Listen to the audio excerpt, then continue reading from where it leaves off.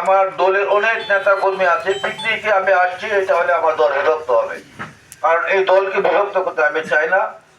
আজকে এখানে সবাই আমাদের যারা উপস্থিত হয়েছে, আমরা কিন্তু 15 বছর নির্যাতনের সৈনিক। আমরা এখানে আমাদের মনে আছে, আমরা হাটপুকুরের এই যে হাজি তানিশে আমরা দিনাজপুরে বিক্ষোভ কর্মসূচিতে গেছিলাম, যে লোককে হাজি তানিশে মার খাইছিল সে হাটপুকুরের লোক। হাটপুকুরের অনেক নির্যাতন আছে। যুব দলের আন্দোলন করতে গিয়ে আমাদের আকরাম আমাদের হাত থেকে চলে গেছে, তারও বাড়ি হাটপুকুর। আমাদের হাটপুকুরের ইতিহাস অত্যন্ত করুন। আমরা শুধুমাত্র নির্যাতিত হয়ে আসছি, আর যেন আমাদের নির্যাতিত না হয়। আমার সব কথাগুলি ইসমাইল ভাই বলে দিচ্ছেন, আর ইসমাইল ভাইয়ের মনের কথাগুলি আমি বলতে চাই না। শুধু আমি বলতে চাই যে যারা পিছন দিক থেকে ঘুর ঘুর ঠাকুর গায়ে করেন, যারা দিনের বেলা অত্যন্ত সুসুর করে মহাসচিব এবং ফয়সাল আমিনকে কানের গোড়া ভোট দিয়ে বলছেন যে মালদারা জামাত, আমরা আগামী ফেব্রুয়ারির 5 তারিখে আমরা ভোটের মাধ্যমে প্রমাণ করে দেবো যে আপনার সেন্টারে কতগুলি ভোট পায় আর মালদা সেন্টারে কতগুলি ভোট পায়। আমরা প্রথমটাই এখানে বাংলার মালদা বিভেদ সৃষ্টি করবেন না। আমরা সবাই আদেশের সৈনিক, আমরা আরো প্রমাণ করে দেবো, কারণ এতদিন মালদা ছিল বলে ওর উপরে বিএনপি টিকে আছে।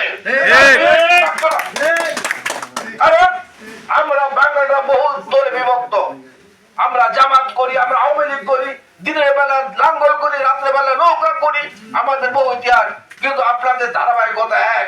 আপনারা যখন ভোট দেন, তারা এ থেকে শেষ পর্যন্ত আপনারা এক মার্কায় ভোট দেন। এই কারণে আমাদের যে সম্প্রদায়ের সম্পর্কে ইসমাইল ভাই বললো, ওটা আদৌ আমি বিশ্বাস করি না। কারণ মালদাদের জন্য আজকে আমাদের বাংলাদেশ জাতীয়তাবাদী দল যে শক্তি ওর উপরে সেটা টিকে আছে, আমি স্বীকার করি।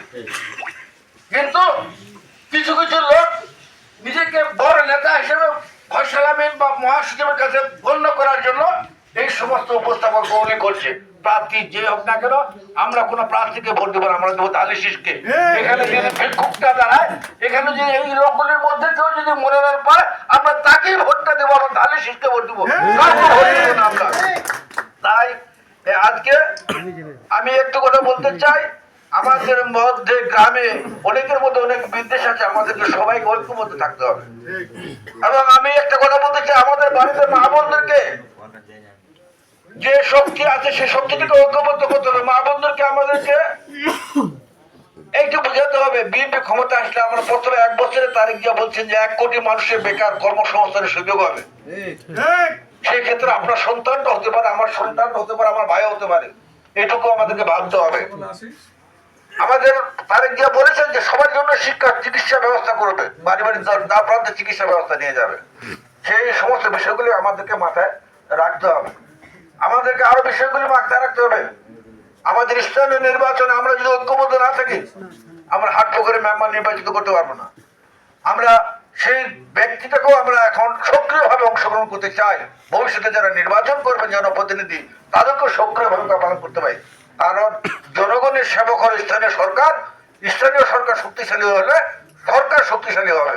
সেই জন্য আমি বলছি, আমাদের মধ্যে ঐক্য গড়ে তুলতে হবে, বিরোধ নিষ্পত্তি করতে হবে, কাদা ছোড়াছুরি বন্ধ করতে হবে। কে বড় নেতা কে ছোট নেতা সেটা বড় কথা নয়। আজকে একটা মুচির ভোটের যা মূল্য, আমার ভোটটা তাই মূল্য। সবাই আমরা সমান। এই সমান দৃষ্টিকোণ থেকে আমি আপনাদের সামনে আর বেশি কিছু বলতে চাই না, কারণ আপনারা হাটপুকুর বাসী, আমার হৃদয়ের মানুষ।